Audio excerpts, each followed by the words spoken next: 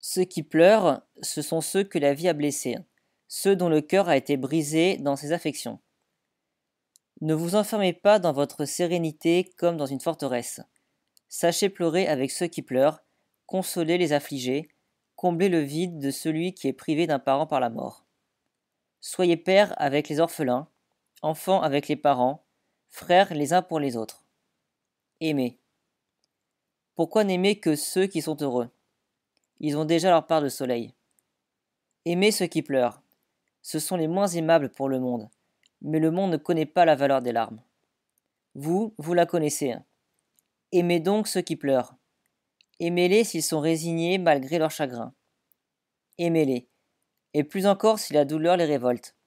Ne leur adressez pas de reproches, mais faites preuve de douceur pour les persuader, dans leur peine, de la valeur de la souffrance. Ils peuvent, à travers le voile de leurs larmes, voir d'une manière déformée le visage de Dieu qu'ils réduisent à l'expression d'une toute-puissance vengeresse. Non, ne vous en scandalisez pas. Ce n'est qu'une hallucination qui vient de la fièvre de la souffrance. Secourez-les pour faire tomber leur fièvre. Que votre foi toute fraîche soit comme la glace qu'on applique à celui qui délire.